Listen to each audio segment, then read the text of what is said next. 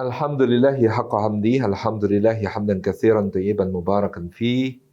Nahmaduhu wa nasta'inuhu wa nastaghfiruhu wa nastahdihi wa natubu ilaih. Wa la na'budu illa iyyahu wa natawakkalu alaih. Allahumma fassalli wa sallim wa barik ala sayyidina wa habibina wa syafiina wa maulana Muhammad wa ala alihi wa ala ashabihi wa dhurriyyatihi wa man sara ala nahjihi wa sanna bi sunnatihi wa ihtada bi hadihi ila yaumil liqa'i rabbih, amma ba'd. Hadratul Afadil, Hadratul Mukarramin yang kami takzimi segenap pembina, pimpinan yayasan, pengurus, pengasuh, para asatidz dan para ustadzat, para pamong, keluarga besar Dafi Pesantren Sidoarjo, rahimani wa rahimakumullah, yang kami takzimi para santri, para wali santri, seluruh peserta tarhib Ramadan kita pada kesempatan siang hari ini yang dimuliakan oleh Allah Subhanahu wa taala. Puji syukur kita haturkan kehadirat Allah atas limpahan karunia-Nya. Kita dihimpun pada siang hari ini dalam majelis ilmu, meskipun hanya secara daring, secara online. Insya Allah tidak mengurangi semua keutamaan bermajelis ilmu yang bisa kita raih dari sisi Allah Subhanahu wa taala. Semoga setiap langkah yang kita tempuh pada hari ini menjadi pemudah jalan kita semua menuju ke surga, dan semoga duduk kita semua termasuk taman di antara taman-taman surga, tempat Allah mencurah-curahkan rahmat-Nya, menaungkan sayap-sayap malaikatnya, menurunkan sakinah ke dalam hati kita, dan menyebut-nyebut nama kita semua dengan bangga pada makhluk-makhluk mulia yang ada di sisinya. Hadirin hadirat yang dimuliakan oleh Allah Subhanahu wa taala, pada kesempatan yang semakin dekat dengan bulan yang agung, bulan Ramadan, betapa indahnya kita semua yang mempersiapkan diri untuk mengisi Ramadan kita nanti dengan berbagai ketaatan kepada Allah, yang Allah Subhanahu wa taala akan lipat gandakan kebaikan-kebaikannya, pahala-pahalanya, manfaat-manfaatnya, maslahat-maslahatnya. Tentu salah satu yang utama adalah ibadah puasa yang Allah khususkan, difardukan di bulan Ramadan yang mulia ini, sesuai dengan firman-Nya dalam suratul Baqarah ayat yang ke-185. Tentu rangkaian ayat-ayat puasa itu dimulai lebih awal dengan turunnya firman Allah Subhanahu wa taala di ayat ke-183. Firman Allah, a'udzubillahi minasyaitonir rajim. Bismillahirrahmanirrahim. Ya ayyuhalladzina amanu kutiba alaikumus syiyamu kama kutiba 'alal ladzina min qablikum la'allakum tattaqun. Firman Allah Subhanahu wa taala, wahai orang-orang yang beriman, diwajibkan atas kalian berpuasa sebagaimana diwajibkan atas orang-orang sebelum kalian, agar kalian bertakwa. Ayyaman ma'dudat, pada hari-hari tertentu. Di ayat ke-184. Dengan klausul-klausul, tata cara yang Allah sebutkan. Nah, hadirin hadirat yang dimuliakan Allah, tentu sejarah pensyariatan ibadah puasa tidak lepas dari perjalanan dakwah Rasulullah Muhammad SAW, terutama ketika beliau berhijrah dari Makkah ke Madinatul Munawwarah, dan turunlah perintah puasa ini sebagai bagian dari syiar beliau di Madinatul Munawwarah. Al-Imam Al-Qurtubi dalam tafsirnya menyampaikan tentang bagaimana ketika Nabi SAW tiba di Madinah, maka beliau mendapati yang paling banyak ada di sana selain kaum Aus dan Khazraj adalah para ahli kitab dari kalangan orang-orang Yahudi Bani Israel. Ketika Nabi SAW mendapati orang-orang ahli kitab di Madinah, tentu beliau sungguh sangat berharap para ahli kitab ini akan menjadi yang pertama-tama beriman kepada risalah beliau. Karena tentu mereka telah membaca kitab sucinya, dan di dalam kitab suci mereka terdapat ciri-ciri, tanda-tanda yang akan mereka kenali dari pribadi Rasulullah Sallallahu Alaihi Wasallam. Maka ketika tiba di Madinah, kita mengetahui kiblat salat umat Islam masih ke Baitul Maqdis, tempat yang juga disucikan dan dimuliakan oleh para ahli kitab. Maka salatnya menghadap ke arah tempat yang dimuliakan ahli kitab menjadi bukti bahwa Rasulullah SAW adalah penyambung risalah. Rasulullah SAW adalah mata rantai yang tidak putus dari nabi-nabi dan rasul-rasul terdahulu yang telah menyampaikan wahyu Allah kepada umat. Maka kita bisa mendapati harapan yang sangat besar dari Nabi SAW untuk orang-orang ahli kitab ini beriman. Sehingga bahkan Nabi SAW disebutkan oleh Sayyidina Abdullah ibn Abbas radhiyallahu anhu, beliau suka berpenampilan seperti para pemuka ahli kitab ketika awal tiba di Madinah. Beliau mengenakan jubah asfar, jubah yang berwarna kekuningan. Beliau juga menyisir rambutnya ke belakang, digerai tanpa belahan. Seperti itulah penampilan para pemuka ahli kitab pada zaman tersebut.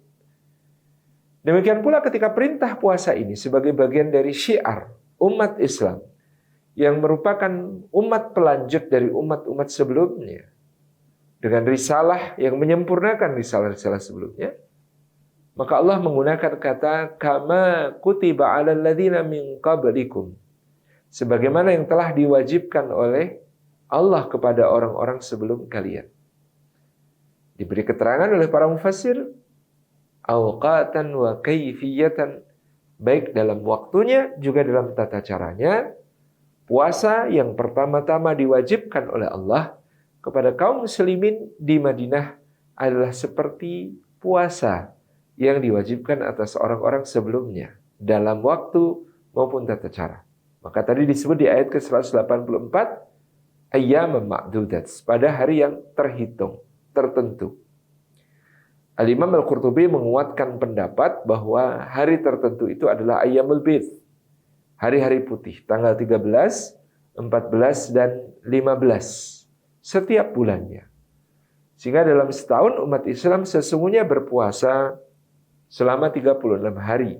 Hanya dipecah-pecah pada setiap bulannya 3 hari. Dalam tata cara demikian pula mengikuti tata caranya ahli kitab. Sehingga tidak atau belum pada saat itu disunnahkan untuk bersantap sahur. Karena puasa dimulai sejak bangun tidur, diakhiri ketika malam gelap. Waktu Isya tiba, yaitu dengan maghibu syafqil ahmar, atau tenggelamnya mega yang berwarna merah di ufuk barat. Artinya puasanya cukup panjang karena dimulai sejak bangun tidur, diakhiri ketika tiba waktu malam. Sehingga dikatakan pada saat itu kewajiban puasa adalah salah satu kewajiban yang sangat berat. Terlebih di awalnya puasa ini dilaksanakan dengan tata cara yang demikian itu bahkan membuat sebagian di antara kaum Ansor dari suku Aus dan Khazraj puasanya bisa tersambung-sambung. Jadi 3 hari penuh kadang-kadang. Gara-garanya bagaimana? Mereka sibuk bekerja di kebun-kebun kurma, kebun-kebun anggur, ataupun kebun-kebun buah yang lain. Pulang kembali menjelang salatul maghrib. Kemudian mereka melaksanakan salatul maghrib. Pada maghrib mereka bersantai menunggu waktu Isya untuk berbuka puasa. Di antara mereka yang menunggu waktu Isya untuk berbuka itu terkantuk-kantuk. Kita bisa membayangkan. Lelah bekerja seharian lalu salat maghrib. Badan terasa rileks, nunggu waktu buka puasa di waktu Isya, nggak terasa, akhirnya tertidur. Ketika mereka tertidur, bangun-bangun, sudah lewat waktu Isya itu. Mungkin ada yang bangun dalam istilah sekarang pukul 9, pukul setengah 9, dan lain sebagainya. Nah, mereka lalu mengetahui bahwa kalau mereka sudah terbangun, berarti mereka sudah tidur pada malam itu. Maka puasa harus dimulai kembali. Puasa untuk hari berikutnya. Sehingga tersambung-sambung puasanya karena tertidur ba'da maghrib, bangunnya sudah lepas dari Isya, sehingga mereka sudah bangun tidur, artinya sudah harus memulai untuk puasa hari berikutnya. Nah, puasa ini menjadi sesuatu yang agung, ibadah yang besar. Kama kutiba 'alal ladzina min qablikum, karena tadi dengan syariat seperti diwajibkan atas orang-orang sebelum kalian.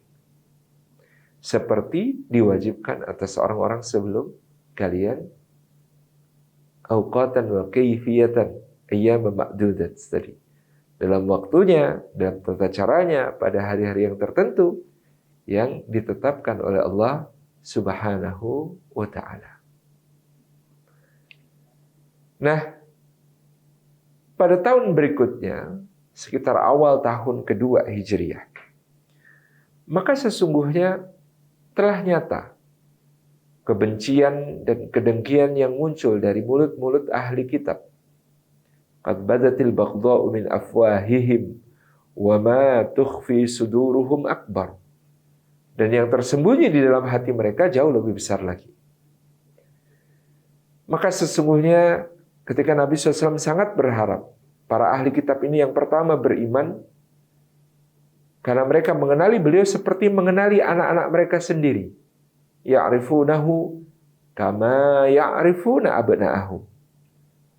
Ternyata tidak demikian. Dalam sebuah pertemuan yang dihadiri Ka'ab bin Al-Ashraf, Huyai bin Akhtab, Salam bin Abil Huqaiq, dan lain sebagainya. Para pemimpin Yahudi Madinah dari berbagai kabilah saling bertanya di antara mereka. Huwa, apakah dia, Muhammad itu adalah Mesias, juru selamat yang dijanjikan kepada kita? Huyai bin Akhtab mengatakan, betul. Aku yakin bahwa dialah yang dimaksud. Tetapi ternyata dia bukan berasal dari kalangan kita. Bukan berdarah Bani Israel, tapi malah Bani Ismail. Maka kita semua tidak akan pernah mengakui dia sebagai seorang nabi dan Mesias selama-lamanya. Itu yang dikatakan Huyai bin Akhtab, yang kemudian disetujui oleh Salam bin Mishkam, Salam bin Abil Huqaiq, kemudian Ka'ab bin Al-Ashraf, dan para pemimpin Yahudi yang lain di Madinah. Sehingga apa yang menjadi hakikat Yahudi yang juga telah diungkap oleh Sayyidina Abdullah bin Salam, seorang dari kalangan pemuka ahli kitab yang kemudian masuk Islam, menjadi saksi bagi kenabian Rasulullah Muhammad SAW. Ketika dia masuk Islam dan Rasulullah menjadi gembira sekali berharap semua pemuka Yahudi akan masuk Islam seperti Abdullah bin Salam, tapi Abdullah bin Salam memberi peringatan, ya Rasulullah, sesungguhnya mereka tidak seperti yang engkau harapkan. Sifat-sifat mereka sangat culas dan licik. Kalau engkau tidak percaya, aku akan bersembunyi di belakang dan cobalah panggil mereka, tanyakan kedudukanku di sisi mereka. Betul, Abdullah bin Salam bersembunyi, kemudian Rasulullah memanggil para pemuka Yahudi, bertanya, bagaimana pendapat kalian tentang Abdullah bin Salam? Maka para pemuka Yahudi itu menjawab, dia adalah seorang pemuka di antara kami, anak dari seorang pemuka yang mulia di antara kami. Maka kemudian muncullah Abdullah bin Salam sambil melafadzkan kalimat syahadatain. Asyhadu an la ilaha illallah wa asyhadu anna Muhammadar Rasulullah.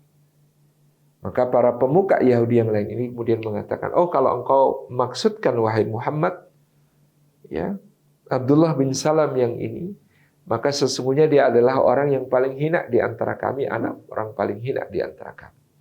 Lalu mereka pun bubar. Abdullah bin Salam tersenyum kepada Nabi SAW dan mengatakan, itulah mereka ya Rasulullah.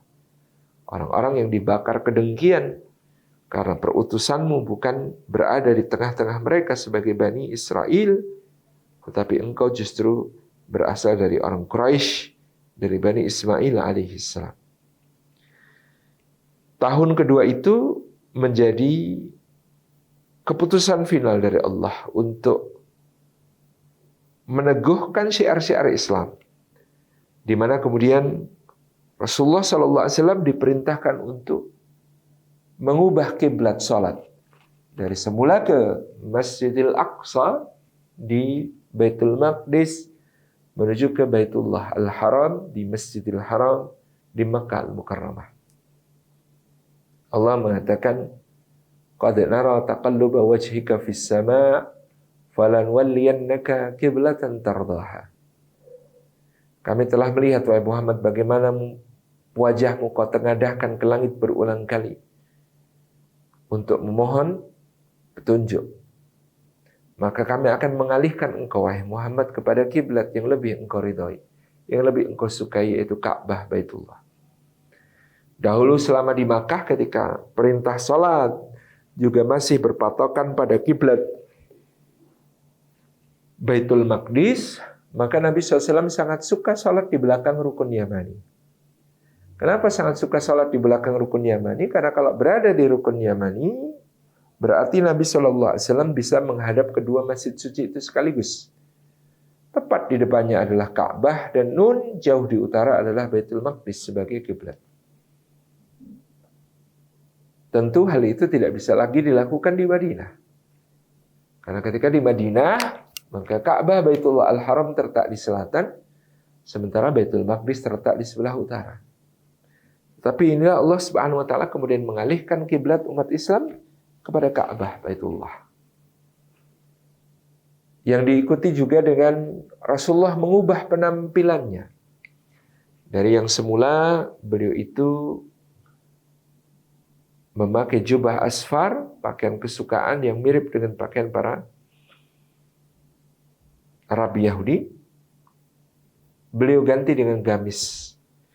Gamis yang lengannya sampai di pertengahan lengan kita. Jadi panjang lengan bajunya itu sampai di pertengahan lengan orangnya.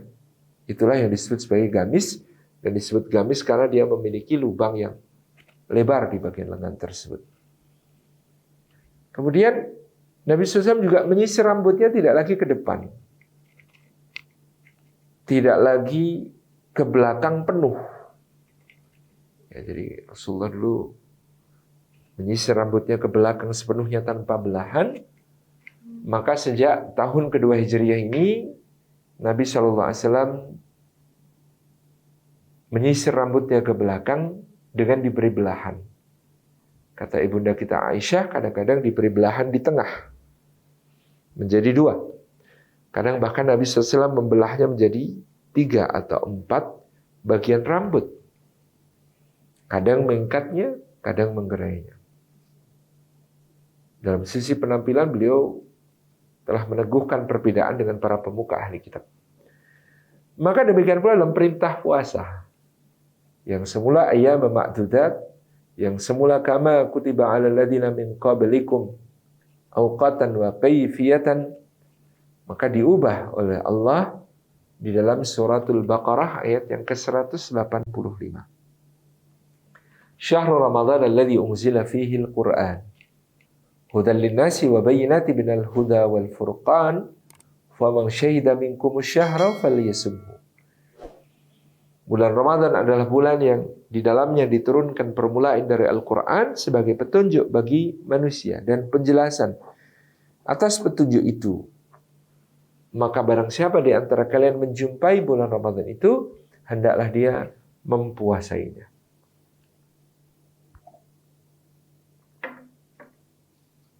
Disinilah perintah puasa Ramadan yang semula Kama kutiba 'alal ladzina min qablikum, seperti diwajibkan atas orang-orang sebelum kalian, dihimpun oleh Allah menjadi puasa di 1 bulan penuh, bulan Ramadan. Nanti dijelaskan Imam Nawawi dalam Syarah Sahih Muslim, 30 hari Ramadan atau 29 harinya yang diikuti dengan puasa 6 hari sunnah di bulan Syawal, maka akan bernilai sebagai puasa setahun. Jumlahnya 35 atau 36 adalah sama dengan jumlah puasa ketika di ayat yang sebelumnya, kama kutiba 'alal ladzina min qablikum ayyaman ma'dudat, tadi adalah 36 hari dalam setahun. Bedanya tadinya dipecah-pecah di tiap bulan, sekarang dihimpunkan dalam 1 bulan Ramadan ditambah 6 hari di bulan Syawal. Karena umat Muhammad sallallahu alaihi wasallam itu amalnya dinilai 10 kali lipat dibandingkan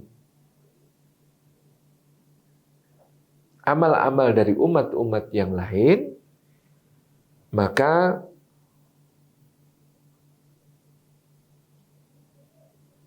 puasa yang 35 atau 36 hari itu sama dengan puasa antara 350 sampai 360 hari, berarti sama dengan puasa setahun. Jadi Allah mengkhususkan bulan Ramadan untuk umatnya Muhammad SAW. Dahulu, bulan yang mulia itu ada 4, arba'atun hurum. Yaitu bulan Rajab, bulan Dzulqa'dah, bulan Dzulhijjah, dan bulan Muharram. Begitu Al-Quran Al-Karim diturunkan pada bulan Ramadan, maka status bulan Ramadan naik menjadi sayyidus syuhur, menjadi penghulu semua bulan, mengalahkan 4 bulan mulia yang lain. Jadi bulan Ramadan menjadi kekhususan untuk umat Islam. Dimuliakan Allah dengan diturunkannya Al-Quran. Karena memang Al-Quran sumber kemuliaannya dari sisi Allah Subhanahu wa Ta'ala. Allah Subhanahu wa Ta'ala mengatakan dalam suratul Anbiya ayat yang ke-10, laqad anzalna ilaikum kitaban fihi dzikrukum. Benar-benar sungguh-sungguh telah kami turunkan kepada kalian sebuah kitab yang di dalamnya terdapat sebab-sebab kemuliaan bagi kalian. Laqad anzalna ilaikum kitaban fihi dzikrukum. Sungguh-sungguh benar-benar telah ada, kami turunkan kepada kalian sebuah kitab yang di dalamnya terdapat sumber-sumber kemuliaan bagi kalian. Maka malam yang paling mulia itu malam diturunkannya Al-Quran, yaitu Lailatul Qadar. Bulan yang paling mulia itu bulan yang di dalamnya diturunkan Al-Quran, Ramadan. Malaikat yang paling mulia adalah malaikat yang membawa wahyu Al-Quran, Jibril. Nabi yang paling mulia adalah Nabi, Rasul yang padanya diwahyukan Quran, Muhammad SAW. Tempat yang paling mulia di muka bumi adalah tempat diturunkannya ayat-ayat Al-Quran. Baik itu Makkiyah ataupun Madaniyah, yang berasosiasi kepada kota Mekkah maupun berasosiasi dengan kota Madinah. Baik itu yang turun sebelum hijrah maupun yang turun sesudah hijrah, sesuai dengan pengertian Makki dan Madani. Maka inilah Quran yang memuliakan semuanya, termasuk menjadikan Ramadan diangkat derajatnya oleh Allah Subhanahu wa Ta'ala sebagai bulan paling mulia, dan disitulah dihimpunkan perintah puasa tadi menjadi 1 bulan penuh. Kita bisa membayangkan keadaan kaum muslimin ketika itu, terutama orang-orang Ansar. Mereka pun merasa gelisah. 3 hari setiap bulan dengan kaifiah atau tata cara sedemikian itu telah membuat mereka tersambung-sambung puasanya. Berat sekali dijalankan. Kalau 3 hari mereka masih bisa tahan-tahan, bagaimana kalau itu terjadi sebulan penuh? Nah, maka dari klausul puasa, baik ke ayat ke-184, yakni perintah puasa wajib ayyamul bid 3 hari setiap bulan, maupun perintah puasa Ramadan, surah Al-Baqarah ayat ke-185 ini, sama-sama ada klausul barang siapa yang sakit atau dalam perjalanan, maka dia boleh mengganti di hari yang lain. Ini menunjukkan bahwa ayat ke-183 dan 184 berbicara hal yang berbeda dengan ayat ke-185. Yakni membicarakan puasa yang kama kutiba 'alal ladzina min qablikum, yang aturannya, tata caranya, waktunya seperti diwajibkan atas orang-orang sebelum kita, berbanding dengan bagaimana puasa Ramadan diturunkan oleh Allah kepada umat untuk pemuliaan dan pengkhususan, pengistimewaan mereka. Orang-orang Ansar tentu kemudian merasa takut bahwa perintah ini terlalu berat bagi mereka. Tersambung-sambung puasa, kalau 3 hari masih mending, kalau ini sebulan bisa binasa. Maka mereka menghadap orang-orang Ansar ini kepada Nabi Shallallahu Alaihi Wasallam dan bertanya dengan bahasa ala orang Madinah, yaitu penuh kiasan. Mereka bertanya dalam kalimatnya, secara zahir mereka menanyakan, ya Rasulullah, apakah Allah itu dekat sehingga kami cukup berbisik kepadanya? Ataukah Allah itu jauh sehingga kami perlu berteriak kepadanya? Ini pertanyaan yang diajukan kepada Nabi SAW melalui lisan mereka. Padahal di dalam hati mereka sebenarnya mereka menyimpan tanya, kenapa Allah mewajibkan kepada kami kewajiban kefarduan yang seberat ini? Yang di bulan yang lain 3 hari saja kami sudah tersambung-sambung. Yang kalau di bulan ini bisa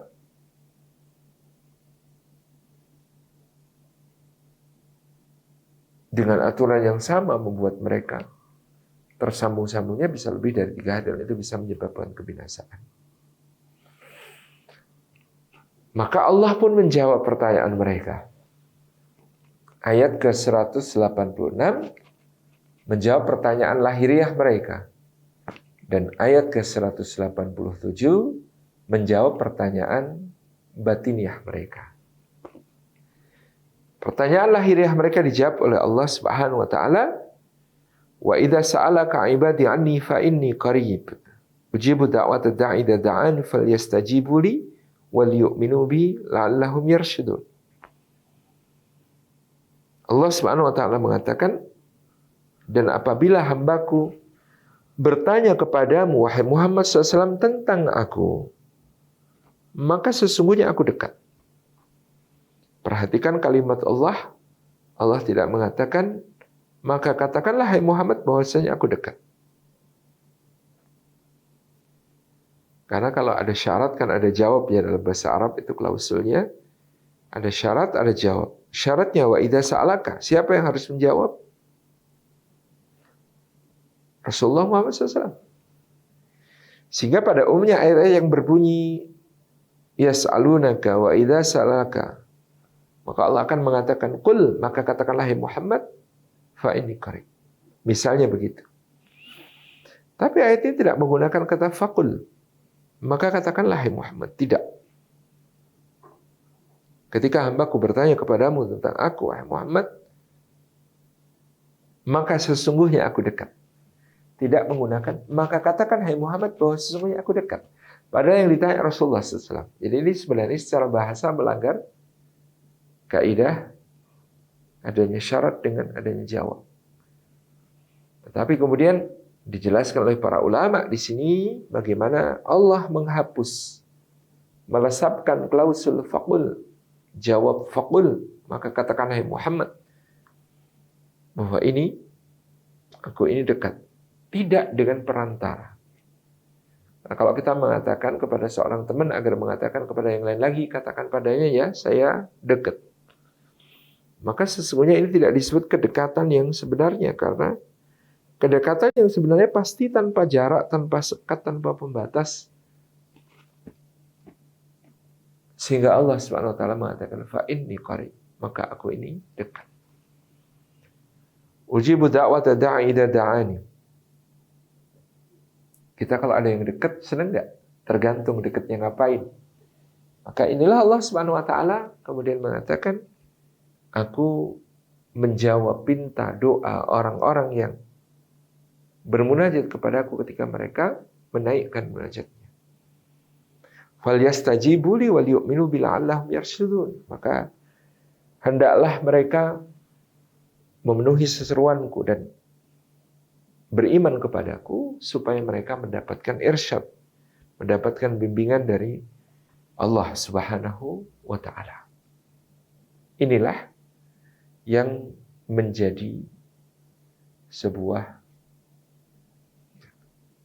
kebaikan yang besar dari jawaban dzahir yang ternyata jawaban dzahir atas pertanyaan orang-orang Ansar, apakah Allah itu dekat sehingga kami cukup berbisik ataukah Allah itu jauh sehingga kami harus berteriak, yang dijawab oleh Allah ini menjadikan kita memahami bulan Ramadan sebagai bulan kemesraan dengan Allah. Doa-doa diijabah di kesempatan-kesempatan yang banyak. Doa-doa diijabah di dalam saat-saat yang istimewa di bulan Ramadan keseluruhannya secara umum, di waktu-waktu yang disebutkan Nabi SAW seperti di sepertiga malam terakhir hingga di saat menjelang berbuka puasa atau ketika berbuka puasa, ada saat-saat mustajab. Tetapi inilah Allah. Dia memilih kedekatan yang paling paripurna untuk memperlihatkan siapa dia dan siapa kita sebagai hamba. Dia mendengarkan doa-doa. Dia membangun kemesraan di bulan Ramadan ini dengan kita semua. Dan penghalang kemesraan diantaranya adalah barang haram. Maka dengan puasa Ramadan diharapkan puasa kita membersihkan kita dari dosa-dosa dan membersihkan kita dari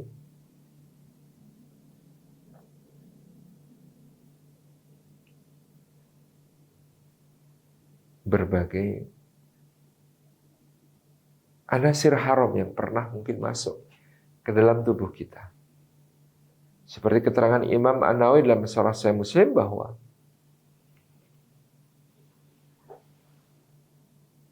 dosa-dosa karena mengkonsumsi barang haram, istighfar dan taubat membersihkannya, tetapi untuk membersihkan sisa-sisa barang haram yang tumbuh di tubuh kita, maka sangat perlu untuk melaksanakan puasa. Karena puasa itu membakar.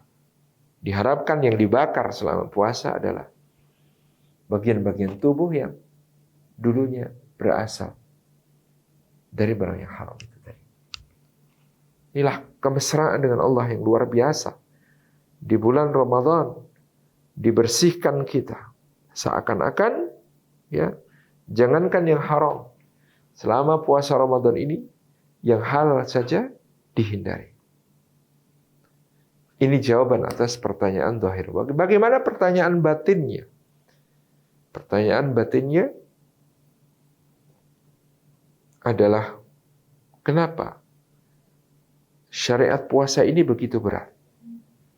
Maka Allah jawab ke semua itu dalam surat Al-Baqarah ayat ke-187 bahwasanya ada keringanan-keringanan yang diberikan Allah, ada tata cara yang perlu direvisi menjadi sebuah puasa yang sangat indah, nyaman, nikmat, dan tidak membahayakan bagi orang-orang beriman. Sehingga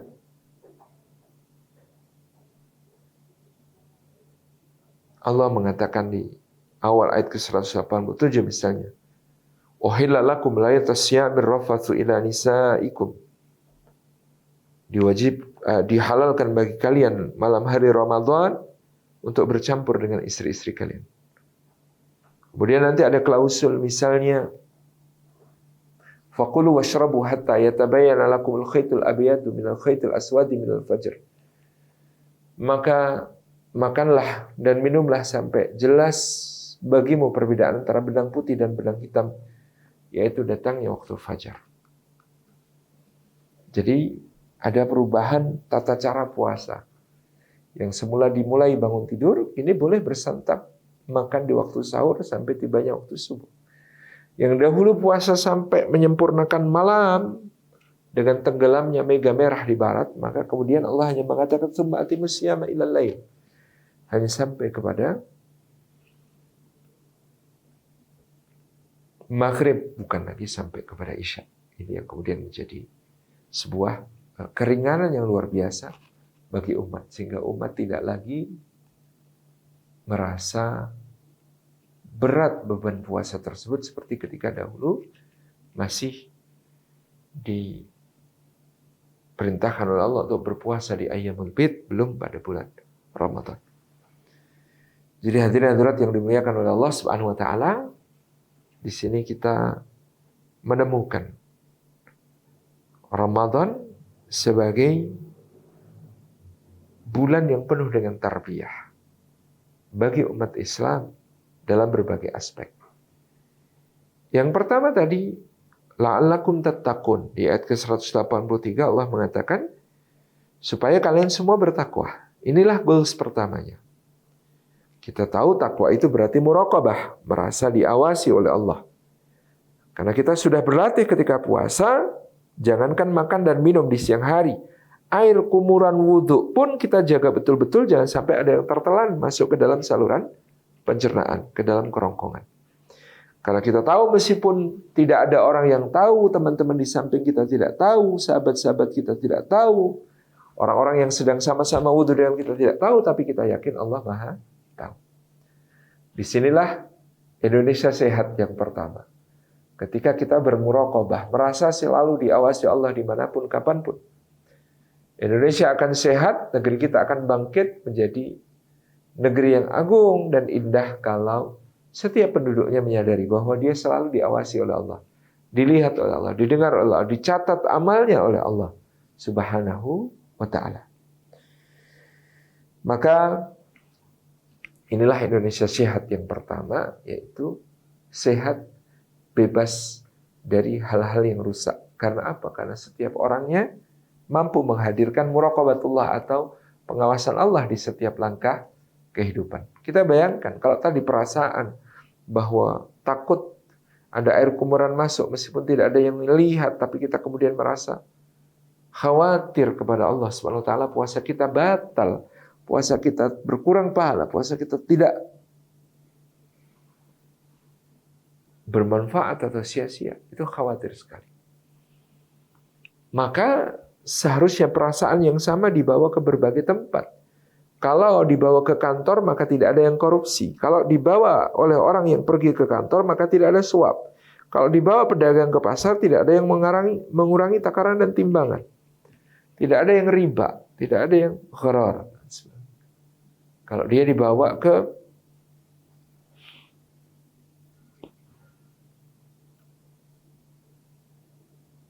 rumah tangga, maka na'udzubillah min dzalik, tidak ada perselingkuhan, tidak ada zina. Kalau dia dibawa ke sekolah, tidak ada yang mencontek. Ya. Tidak ada yang tidak jujur. Semua ini akan menjadi modal kebangkitan Indonesia yang sehat, Indonesia yang berintegritas, Indonesia yang keren karena tadi mengamalkan nilai-nilai muraqabah dari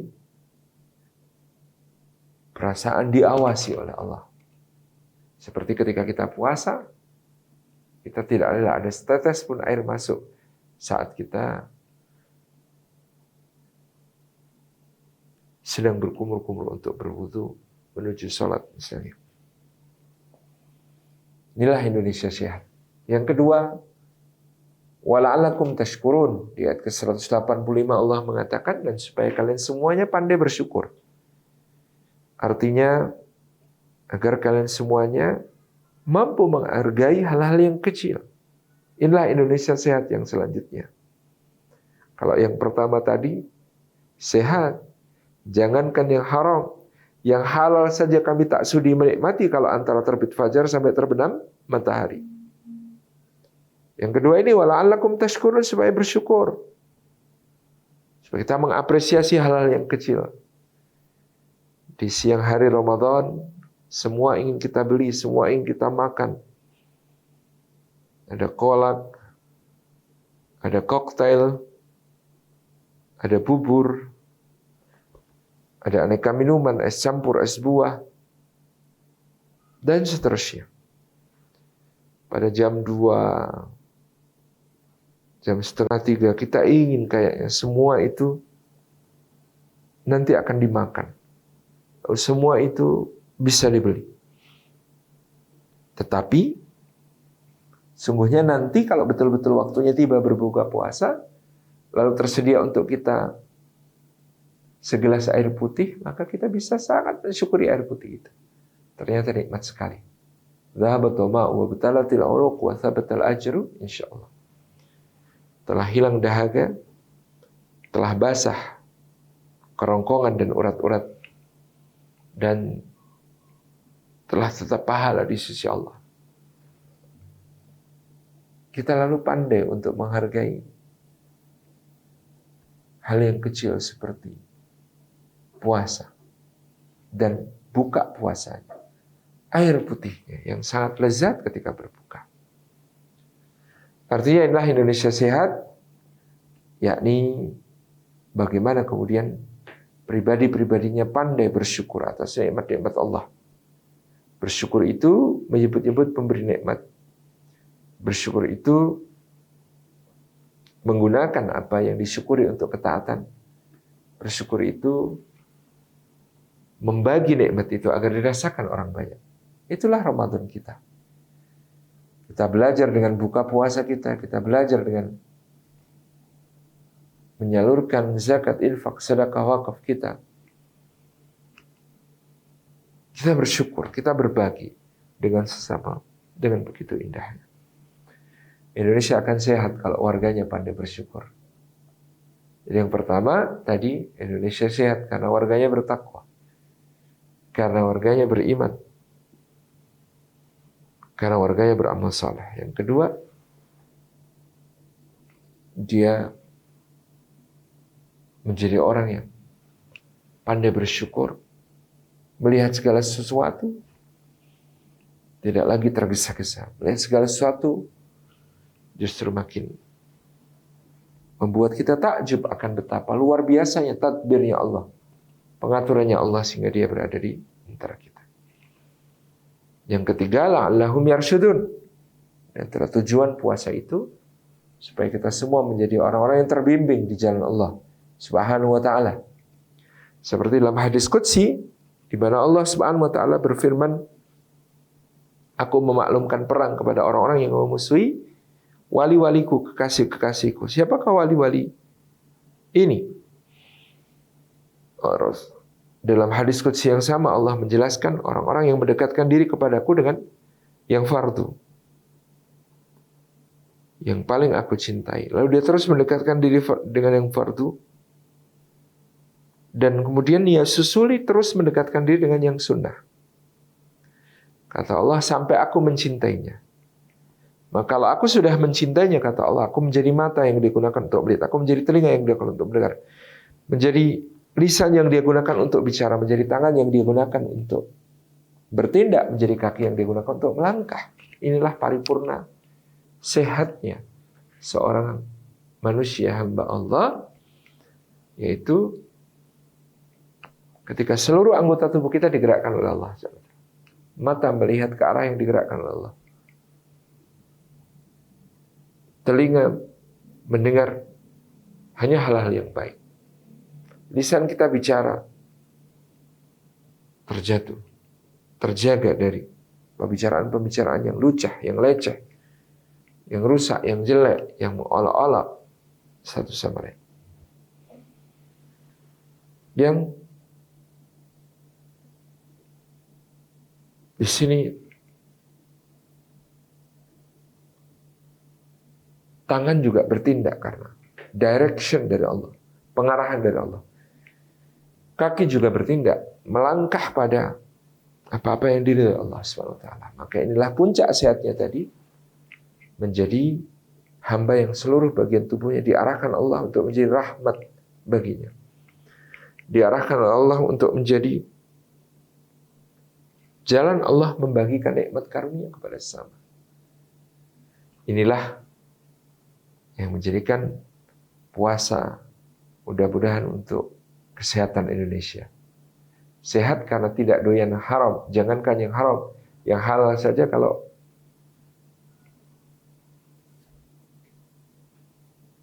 dia bisa memahami batas-batasnya, dia tetap harus mempertanggungjawabkan amalnya kepada Allah. La'allakum tattaqun, menjadi sehat karena tercegah dari keji dan mungkar, menjadi sehat karena tercegah dari keburukan, menjadi sehat bangsa Indonesia ini karena takwa, merasa diawasi Allah dimanapun berada sehingga dia menghadirkan pengawasan Allah. Kemudian yang kedua, la'allakum tashkurun, supaya kita ini menghargai yang kecil-kecil yang sering kita abaikan. Juga masyarakat kecil yang sering kita abai terhadap mereka. Yang pada saat ini kita bisa membawa pemahaman bahwa puasa kita menjadi kesehatan karena kita membersihkan, melakukan detoksifikasi lahir maupun batin. Lahir dengan peralatannya, tubuh kita dibersihkan selama puasa tersebut. Bahkan terapi puasa sekarang sudah mulai banyak digunakan orang. Melaksanakan kebiasaan seorang mukmin, seorang muslim dalam syukurnya kepada Allah. Dia sebut asma Allah. Dia sebut, dzikirkan dalam setiap nikmat yang dia rasakan. Termasuk salah satu nikmat yang paling nikmat berbuka puasa tadi. Dengan air putih yang bersahaja, ternyata bisa senikmat itu. Apalagi dengan yang lain, gitu ya. Dan itulah nikmat-nikmat Allah. Bukan pemberian, bukan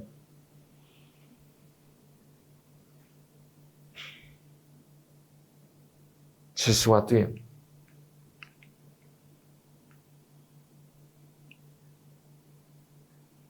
mereka menjadi haknya, tapi betul-betul adalah karunia Allah.